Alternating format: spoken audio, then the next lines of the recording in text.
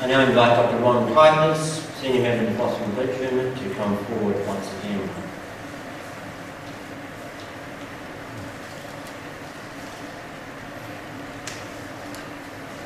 Andrew Tebbit wended his inimitable way to ICS after receiving both the Bachelor of Arts degree in Philosophy and English, as well as the Master of Arts degree in Continental Philosophy from Brock University in St. Catharines, Ontario.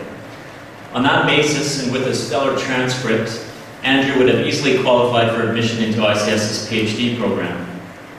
But Andrew was in no hurry, and in order to prepare himself better for eventual doctoral studies, he decided to pursue a second MA at ICS.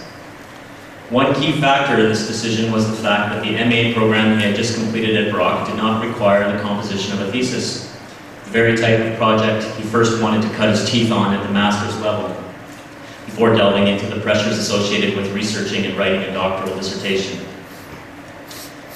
The second, more important reason Andrew chose to pursue the MA at ICS is the fact that he desired to experience the kind of integrally Christian academic community that ICS offers its students. He first became aware of this possibility rather randomly when alumnus Shane Cudney, who also inhabits the Niagara Peninsula, chanced upon this studious young man at a local Starbucks, immersed in a book by Kierkegaard. They got to talking, and Shane told him about the virtues of studying at ICS. After that, the coincidences, or should we instead call them providences, kept piling up as Andrew soon discovered that his cousin, Nathan Bonney, who convocated from ICS with the MA last year, would also be coming here. Nathan's early experiences at ICS helped confirm cousin Andrew's inclination to check us out for himself, and we're glad he did. While studying with me, Andrew caught the Hannah Arendt bug, as many of my students are wont to do. In particular, through his engagement with Arendt's work, Andrew discovered a vehicle through which to address what he perceived to be a certain degree of political apathy among many of his cohorts in the evangelical Christian world.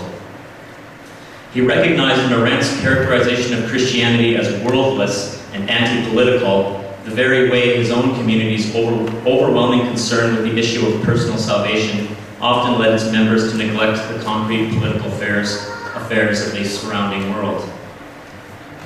At the same time, however, Andrew remained dissatisfied with Arendt's characterization of Christianity as worldless. However his experience might have confirmed it, especially because his intellectual instincts told him that the Christian virtue of love in fact possessed a political relevance that Arendt's work failed to take into account.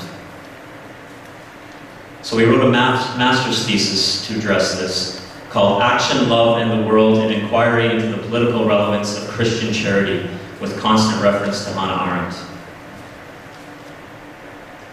Contesting Arendt's interpretation of love as a worldless anti-political force, Andrew appeals to the French phenomenologist Jean-Luc Marion's contention that love is not mere passion, but a kind of knowing and willing that allows us to see the invisible other as a person rather than as a mere object.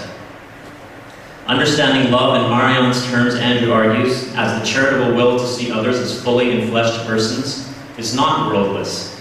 Instead, love, thus construed, is a force that enables us to see the other in her singularity and plurality, and therein lies its relevance to political concerns, even on Arendt's own terms. As his thesis examiners all attest, this thesis displays highly developed skills in textual interpretation, and its delicate prose is a pleasure to read. Andrew has already embarked upon his doctoral studies, having been accepted into the PhD program in the Department of Religious Studies at the University of Toronto last September. I have no doubt that he has become a blessing to that academic community, just as he has been to ours. Andrew, we will miss your wit and grace among these parts, not to mention your spot-on impersonations of your professors. But you have only crossed College Street literally, not, I hope, metaphorically. So please don't be a stranger. Chancellor, I present Andrew Robert Tebbit to you for conferral of the degree Master of Arts in Philosophy, and in so doing I invite Andrew Tebbit also to come forward.